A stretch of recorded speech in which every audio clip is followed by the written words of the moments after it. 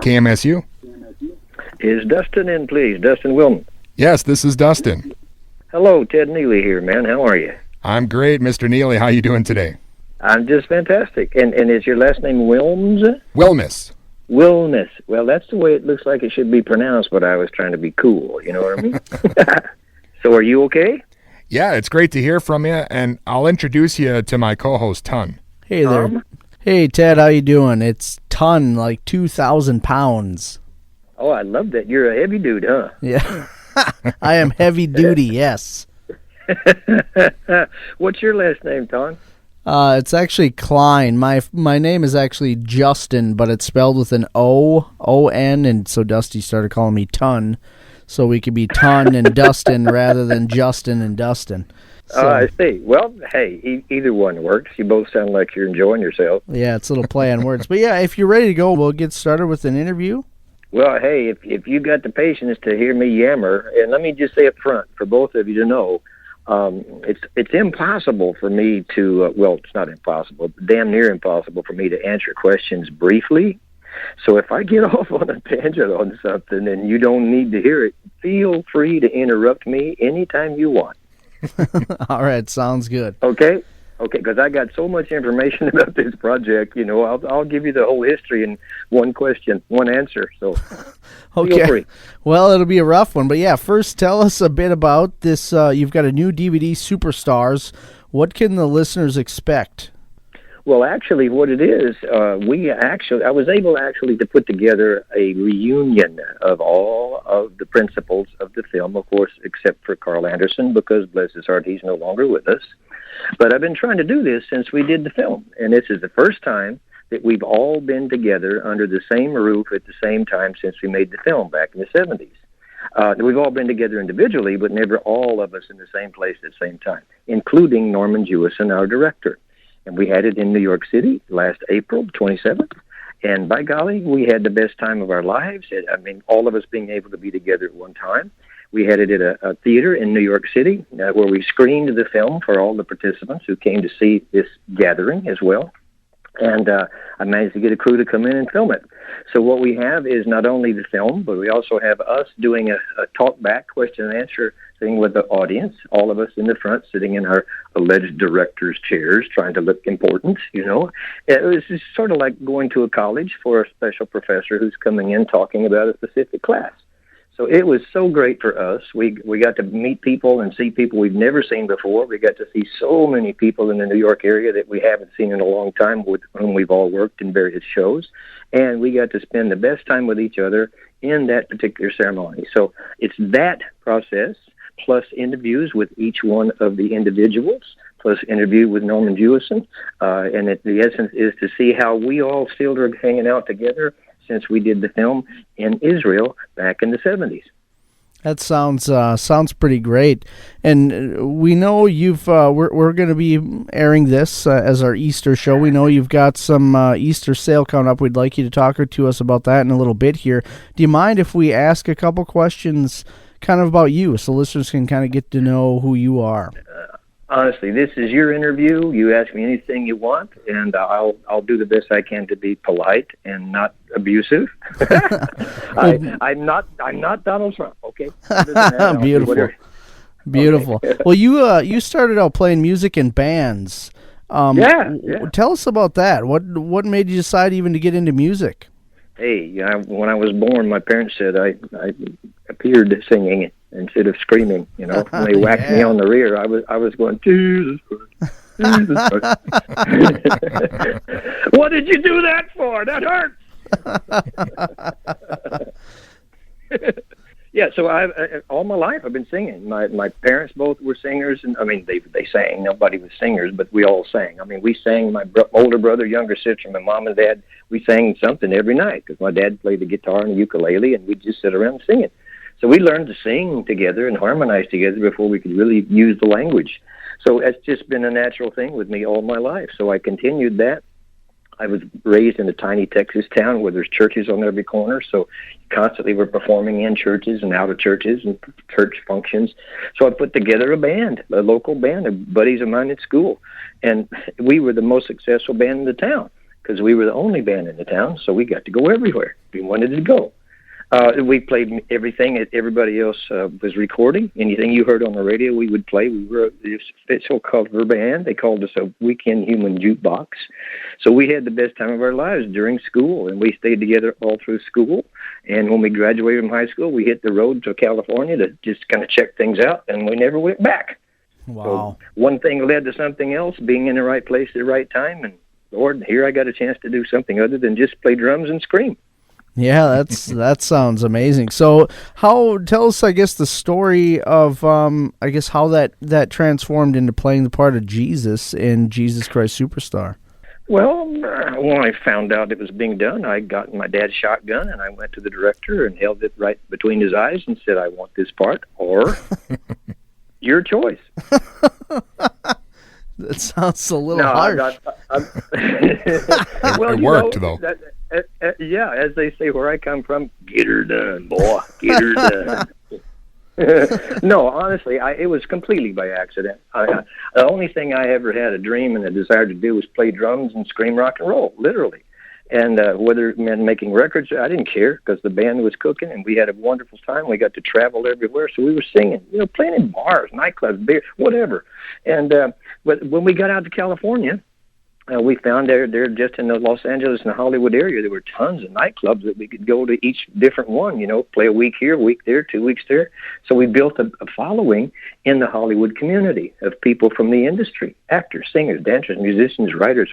The works of people in the industry came to see us because we were different.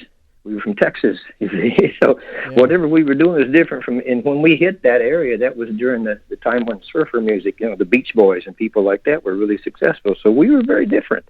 So people came and hung out with those weird guys from Texas who played everybody's music. And so just like you can see with me yammering like I am now, I've always been a talkative person, and I introduce myself to people and talk to them. So we built not only relationships, but dear friendships that lasted even until today. So one night we were sitting in one of these clubs after we had finished our dance thing, and we're talking to the people who were hanging out with us. And we got into this pretty hot conversation about how difficult it is to either get a job as an actor or a singer or a dancer or whatever, or a musician. And we're comparing what we had to do to get jobs. And one of the actors said, hey, Dad, I got an audition tomorrow for a Broadway show. Why don't you come and watch what I have to go through to get a job? And he said, I had 8 or 9 of these dang auditions a day, so just know that this is what you would have to do if you were doing what I do. So I went to watch.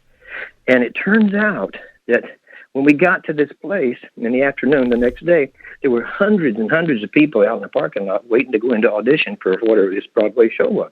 So they said, hey, you're not even going to get in if you don't follow us and do what we do. So I did. I just stepped up next to them, and we went through this line, and they asked you all kinds of personal questions and gave you a number that they would call for you to go and audition. And I had no intention. I was going to watch. So I walked in. We finally got into the lobby, and then they finally called my friend's number. He went up on stage and auditioned, and he walked back, and we started to leave. And as we were going out the door, they called my number. And, of course, I was the first one out the door. What I didn't know was these guys, there were 4 of them, had planned on, since they'd come and seen me singing with the band every night, they were going to physically put me on the stage. And they did. They physically put me up on the stage and said, now, see what it feels like. So I got up there and I stood there in the dark, and a voice from the darkness said, are you Mr. Neeley? And I said, yeah. He said, what have you prepared for us today, Mr. Neeley? And I said, nothing. I've never done this before. What would you like me to do? The guy says, well, since you're taking up our real estate, sing us a rock tune. So I did. I started to walk off the stage. He says, excuse me, Mr. Neeley, could you sing us a ballad, something that shows your vocal range, your highest and your lowest, something that's passionate, So I sang the same song twice. The song I sang was for the rock tune was Stevie Wonder's version of For Once in My Life, which was a big hit for Stevie back in the 60s and early 70s. And when he said sing a ballad, well, one of the things my band did that made us special was we all did impersonations of other very well-known singers. And one of the people that I was impersonating was Tony Bennett, singing the same song. So I sang the same song once as Stevie Wonder and once as Tony Bennett. Well, they hired me for the show, and they didn't hire any of the actors. Guess what the show was? Was that Hair? It was Hair. Very well done. Awesome. That's awesome. You did your research. Yep, very yep. well. I've been reading up on you. Oh, man. Okay, so the bottom line is I got into that show never having been on a stage in my life except sitting on my rear end on the drum seat playing with the band.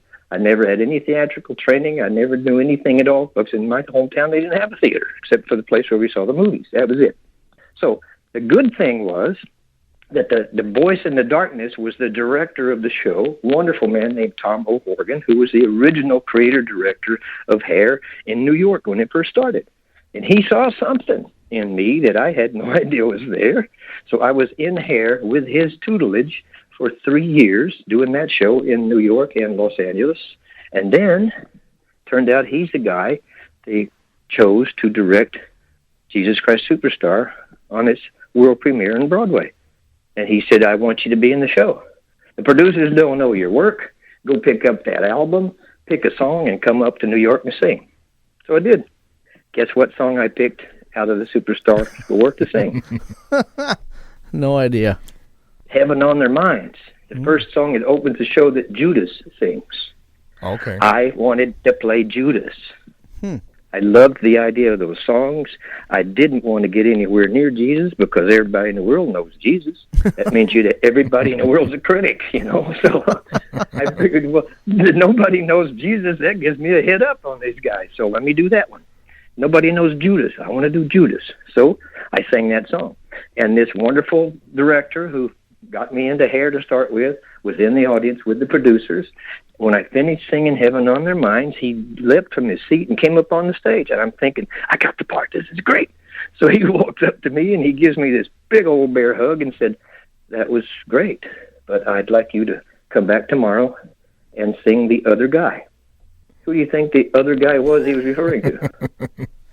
The big man. So, that's right. So I went back to the hotel and dug out the album and listened, and I thought, well, let's see, let me try this song Gethsemane. So I went back the next day, sang Gethsemane, and I've been singing Gethsemane ever since. So it was all by accident. Again, I don't mean to sound egotistical. I'm specifically telling you that if it hadn't been for those guys in Hollywood that threw me up on the stage, literally, I don't know where I'd be. I'd probably be working in a service station in Hollywood somewhere right now. And nothing wrong with service stations because they were all over the place where I grew up. That was a natural form of work. Sure. So when you say, what about me playing Jesus, that's how it happened. Well, Same way with Carl Anderson, bless his heart. He didn't have any acting experience either. He and I were both singers, you know. And then the whole thing happened in terms of the movie. And the movie's what made it all happen for the rest of us. If it hadn't been for the director, Norman Jewison, being the director of the film, not only would we not have been in the film, but there probably never would have been a film about Jesus Christ Superstar anyway, because he had heard the music and felt he could make a film out of that rock opera. So it was all him. He wrote the screenplay. He tested Carl Anderson and myself together, and along with a lot of really well-known box office actors and actresses, and he chose Carl and me.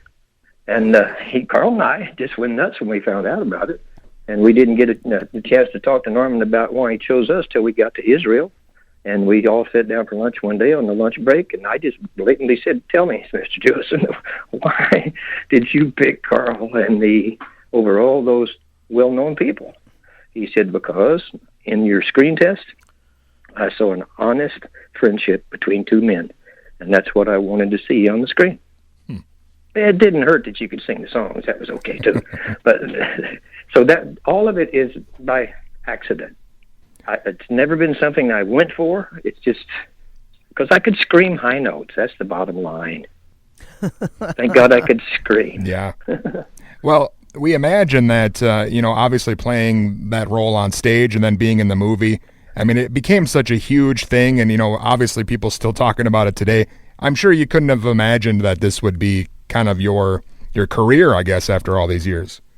No possible way. I mean, the bottom line is that when we did the world premiere in New York, we were lucky to get away alive because we were protested every night in the theater before we got in the theater to go to work. There were people stacked up around the block trying to stop us from going in because they thought it was such blasphemy, such religious blasphemy, And I would say, excuse me, but have you seen the show? And they said, well, no, we're not going to that. It's a big deal. No. So I said, well, can you just tell me what is it that you don't like if you haven't seen it? We hate the title. Jesus Christ, Superstar. What does Superstar have to do with Jesus? And then they'd say, and we hear Jesus sings. And not only does he sings with a rock and roll band. What kind of spirituality is that? That kind of stuff we were being shouted at every night before we walked on stage. So I just said to them, literally, would you please come in tonight as my guest? Watch the show. Wait for me after the show in the lobby. I'll come out and you can tell me whatever it is you don't like. Maybe we can address that. And there'd be a little moment of silence, and they'd say, really? I said, absolutely. Please, we want to make you happy. We don't want to offend you. So they started to come in. Every time after the show, when I went to the lobby, the minute I opened that lobby door, they'd go, we love your show, man. It's great. And then they'd come back and bring friends and family. So technically, all those protesters became our promoters. Because once they came to see the show, they brought people and came back to see it again. And that's been happening ever since. It's been a pretty fantastic success, that show. It's been on Broadway for many, many years.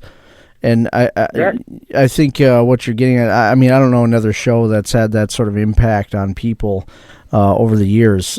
I guess one thing we wanted to touch on, if we can, you ended up, the movie was a fantastic success, and you ended up kind of doing some more film-related ventures. Is that right? You ended up performing in Sgt. Pepper's Lonely Hearts Club Band? Well, there were actually, considering the genre, there were 4 what's considered rock operas that were turned into something more than just an album.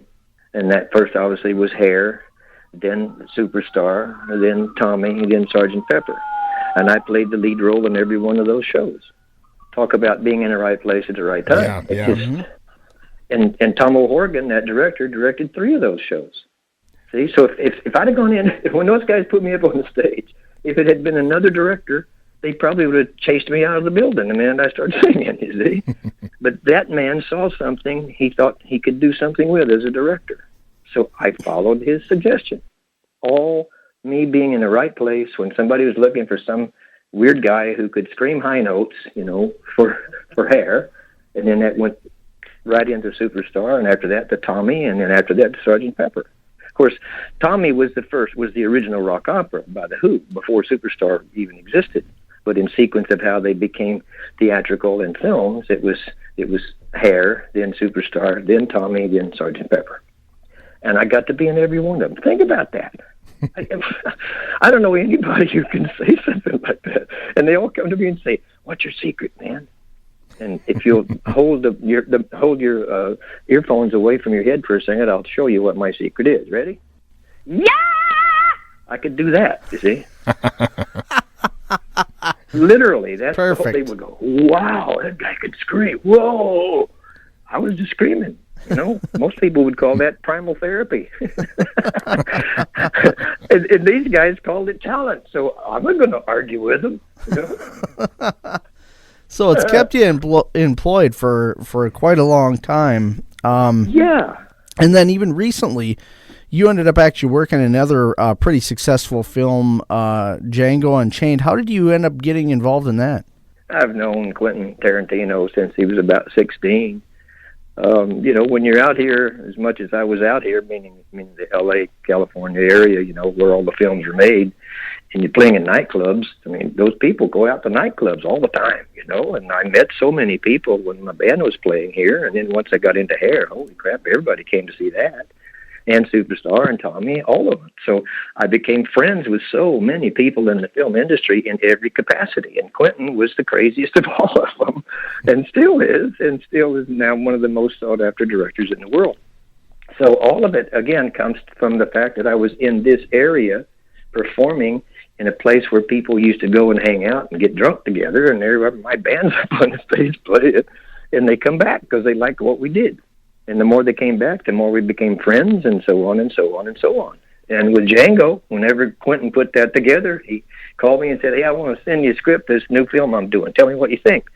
So he sent me the script. I read the script. I thought it was brilliant. Of course, I didn't say that to him. I called it back, and he said, "What'd you think?" I said, well, if I were you, did you guys see Django? Yep, I've seen it. Okay, so I said, after reading the script, Quentin, I think it's brilliant. I think it's absolutely brilliant, but I really think you need to change the title. He said, silence for a moment. He said, change the title? I said, yeah. It's called Django Unchained. He said, yeah, I would call it Django Unchained. Everybody dies. And he fell out of his chair and loved it. So he called a bunch of us, guys we'd all met over the years, and we were the people who were the really horrible, horrible people in the film who did nasty, awful things. I mean, there was so much footage of us doing nasty, awful things to the slaves that he had to cut most of it out because it was horrible once we saw it, which I'm really happy. We're all really happy that he did it because our families went to see that movie, So, yeah. So again, it's being somewhere and knowing somebody, and they're doing the work in the business, and they call you and say, "Come on, let's do this thing." Sure. Well, obviously, you being in all these rock operas, you still kind of kept your music career. I know you released some albums and worked with a lot of people. Ray Charles and Meatloaf. I mean, was that something you always wanted to kind of keep going behind the scenes, even though these shows are being so successful? Absolutely, I love it. I love it. I mean, for example, this summer, everybody, I'm sure you guys are going to have a lot of concerts going on up there around you during the summertime. And just about every band and or artist that's coming into the LA area, I know them, and I'm going to go to the concerts and hang out and so on. So it just becomes that sort of thing. And, for example, Joe Walsh is coming out here. And I've known Joe probably for 20, even before he was with the Eagles, when it was just Joe's band, and more than likely I'll be on stage singing background vocals with him or something. So it's that kind of a thing where I am so honored by the people I know that are so talented. I want to go tell them how great they are and, sit down and have a beer, whatever it is we're going to do. And it's just like you hanging out with your buddies there wherever you are. So I just happen to be lucky in a place where major artists come and do their thing, and I'm living close enough to the major areas that I go and see the concerts or whatever, and we hang out. So it's a friendship thing, and thank God that it's worked the way it has, and I could not be more honored nor proud of being able to do what I get to do all this time. It's incredible. Yeah, definitely. And I got to ask you, is there anything you're working on now as far as music? I know we heard maybe rumblings of a country album or some other things in the works. I've got... Well, let me just take you into the storage room here. You just climb over all this stuff I got piled up here in development. No, I've got something in development with pretty much every genre because I was able over the years to, meet people who also develop things, and we're developing things for theater and for films and certainly for television. Also for just live performances, a dictatorial kind of one-person people playing a character on a theater thing and then turn that into film. So there's a lot of projects that are in development, but, development's not the easiest thing in the world to do these days, especially when you've got every film that's successful. There's a, $200-300 million project. It's a little bit difficult to raise that budget, you know what I mean? Sure. Of course, then if you guys are interested, we could take a couple $100,000 from you, to put into the budget. There'd be no problem. Yeah, we'll just wire that on over, no problem. Yeah, or I can fly over and pick it up if you want. Yeah, cool. We can go out for lunch and we'll cut you a big check.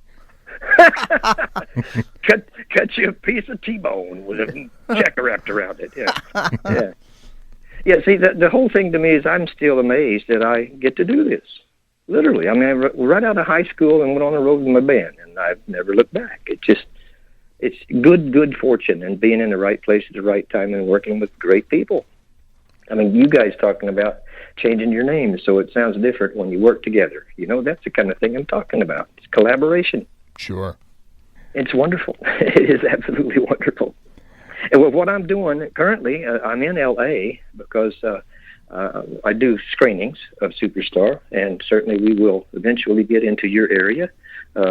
It's the same thing that we did for the reunion in New York, but we do these all the time. We've been doing them now for about 4 years, where we just go into a city and bring the film, and people come and sit with us and watch the movie. And we do the same process that you'll see in the Superstars DVD, where we talk to the audience first, and then we sit and watch the film with them, and then afterwards we hang out and talk for however long they want. till the cows come home if they need. So I'm doing that all the time here, and I've been in Italy for 2 years. I had to come back here because we got really far behind in our screening schedule. So I'll be here through the beginning of the summer, and then we go back to Italy and stay there through February of next year. We've been working in Italy doing Jesus Christ Superstar since February of 2014. We went over there to do a live production in February of 2014. It was supposed to be 6 weeks, and we've been there for 2 years, going all over Italy. Now we're going to spread into the other European countries, the Netherlands and Belgium, Spain, France, Germany. So again, it's Jesus Christ Superstar. It never ends. And everybody comes to see it with the same enthusiasm they had when we first did it in the 70s. It's a spiritual awakening for most people who see it. And I don't know if that makes any sense to you coming from a kicker like me from Texas, but the whole thing that makes this film work, honestly, and it working live, is the way Andrew Lloyd Webber and Tim Rice put together the concepts for a rock opera, for an album. And the whole idea is looking at Jesus of Nazareth in the last 7 days of his life. Nobody knew that but him. In the last 7 days of his life, and seeing him through the eyes of his friends and his enemies, all of whom saw him as a man, a very well-spoken, outspoken, peaceful man. So you see this legend, this religious legend, going through the same things that you guys go through and I go through and everybody else goes through in their daily life, facing what's going on around you, wondering if you're doing what you're supposed to be doing and if you're doing it the right way. And ultimately, he gets killed for his being different, you see. So everybody has told me since the beginning of this that this particular film gave them a whole different feeling about their personal faith, no matter what faith they embraced. I've had absolute atheists come up to me and say, you know what? The way you guys did this makes sense. I've had people who didn't have any sort of religious background come and say, I found my faith through watching this movie. So there I am. Remember, the Texan who screams high notes and plays drums. People telling me, Mr. Neeley, you taught me my religion. You brought me to faith. You are my Jesus.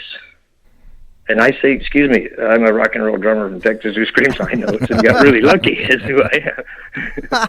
Because honestly, that's what it is. I had no idea, and I had never made a film before, nor had Carl. Well, the entire principal cast of that film, there were only two people who had ever been in front of a film camera, and that was Barry Dennen, who played Pontius Pilate, and Joshua Mostel, who played King Herod. And they'd both done bit parts, nothing, huge, but bit parts in Barry's films, because Joshua Mostel was the son of Zero Mostel, so he was hanging out with his dad a lot, you see. Barry, on the other hand, being an American, went to London to try his experiences in theater, and he became tremendously successful as a theater star over there, and he met Tim and Andrew and got involved with this project. So apart from those two people, the rest of us had no clue. And Norman Jewison, the director who chose all of us among millions of people he tested and or auditioned, he chose those of we who were in the film because he felt we looked the parts, we could sing the parts, and were right for the characters. And he said he did not want to have a cast that was filled with recognizable faces and marquee names, because then they would be looking at, Paul Newman playing a role, or whoever it would be. He wanted to have unknowns so people could relate to the unknown faces as their friends. And that's exactly what happened. We all became close friends through that movie to every person who saw the movie and still watches it today. So there's 4+ generations of people all around the world who see this film at least twice a year, once at Easter, once at Christmas. A lot of people see it once a month. And for example, this whole thing we've been doing in Italy, there are people who have seen this live production over 70 times in 2 years. Wow. Who come back. They come back again and again and again and bring their families. And it's remarkable because like I said, it's a spiritual awakening for them, a personal spiritual experience they have every time they see the show. and most of them know the songs better than we do. Yeah, it's definitely a movie that's meant a lot to a lot of people over the years, and again, the Superstars DVD is probably something people are going to want to pick up, and that's all at your website, tedneeley.com. Oh yeah, and thanks for saying that. I really appreciate that. But the whole thing here is, I'm just amazed that you guys were interested in having this interview. And please, may I ask you why? Well, I just think it's interesting, like you're saying, all the big four rock operas, and one guy has been kind of the lead in all of them, and I think that's really amazing, that the kind of career that you've had. Well, now let me just ask you this: if Superstar were playing anywhere in a theater near you, would you come see it? Sure. Yeah. Are you going to be touring around the Midwest? Maybe we'll meet up with you. We would definitely come.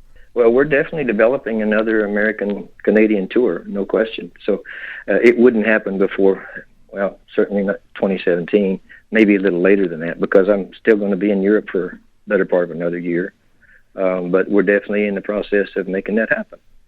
Would you come and see it in a movie theater for screening with maybe me or somebody else from the film there to yammer with the audience? Sure. So, okay, that's a perfect answer. I'm glad you said that word. Weehaw! Thank you. So what I'm saying is that's why we've been screening it now for going on the 4th year, because we find that there's an audience everywhere who wants to see the movie. And then if we can add at least one person that was in the film, they want to come talk to that person, that guy, that lady, whomever. And it's just amazing how people respond. And it's not that the film is any better than any other film that's been made since the 70s. It just has a completely different slant on a personal relationship. They all feel they have a personal relationship with Jesus when they see this movie.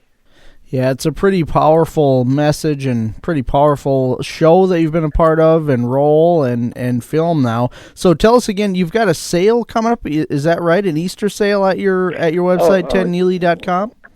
Oh, yeah. I discovered, by doing all this stuff, that there's a lot of people that want souvenirs, so we make them available. And certainly at Easter and Christmas time, they want to give things to their friends. So we always have a special sale for the people at those times. So, and it's on my website, definitely. And certainly people can go on my Facebook and see all the information as well. There'll be lots of photographs and things of what we're doing, and they can see all the stuff we've been doing in Italy for the last 2 years. There's so many photographs, it's insane. That's on that Facebook page. So it's Facebook and Twitter and my email. I'm lost. I just swallowed something here. Sorry about that. Anyway, it's on my website and Facebook and Twitter and every other one of those tweeter things that go on social media. Sure. And thank goodness they're interested enough to look and listen. So the reason I was asking you guys if you were interested is because the fact of the matter is, if we come through there on tour live and or with this screening, you come as my guest. Just make sure you do that. Don't bother with tickets. We'll make sure you got a seat and we can talk about things and you can see what I'm talking about. It's great. It's just everything about it's positive. Yeah, that'd be fantastic. I mean, we'll definitely look out for you, or even if you can drop us a line if you plan to head here, that'd be fantastic. No problem with that at all. It's been a real pleasure having you on the show here, Ted. Is there anything you want to leave listeners with? Well, yeah, I'd like to make sure that the listeners listen to you guys on a regular basis, and just know that Dustin and Ton are the greatest guys in the world, and actually they're going to be featured on my next album, singing doodahs in the background. So if you want to, excellent. If you want to hear your two best buddies on radio making fools out of themselves, along with me and everybody else I know, please listen to these guys on a regular basis. And if we do get a chance to come through your area, any one of the cities where it picks up your signal, please come back and say hello to me after the show or after the screening. I'd love that. Beautiful. Well, thanks again, Ted. Yeah, it's been an honor speaking with you. Hey, guys, seriously, it's my pleasure. And I'm honest about that. If we do get a chance to come through, I mean, you got lots of options. Are you in Mankato, or are you in Austin, or are you in Minnesota? Where are you? Yeah, Mankato is, but even if something's happening like in Minneapolis, which is a pretty large city near us, it's not too far, so we're able to get there. Yeah, we've played Minneapolis, St. Paul many times on these tours. We've got a schedule coming up where we're going to do some screenings in that part of the country too. So please, anytime you feel like it, just go on my Facebook, and there's always the map there of where we're going to be. And seriously, if you feel like it, come and hang out, huh? Yeah, that'd be great. I got to say, my fiance has a Jesus Christ Superstar tattoo, and her mother is absolutely in love with you. Ah! and tell your fiance that I'm in love with her mother. Ah. Wait a minute. Now maybe we don't want to get into this. Maybe we should talk about that. Crazy. Yeah, her name is Lisa. I'm sure she'll be glad to hear that you feel the same way about her. Well, it's great to know that people remember, man. That's what's just the greatest thing in the world. And so many people like Lisa will come up and say, I saw the movie when I was 5 years old or whatever it was, and we've watched it ever since. And that's what keeps it alive. So do me a favor, give not only your fiance, but also Lisa a big hug from old Teddy Joe from Texas. I will do. Thank you so much, Ted. You guys take good care. Thanks a lot. All right. Bye-bye. Bye-bye.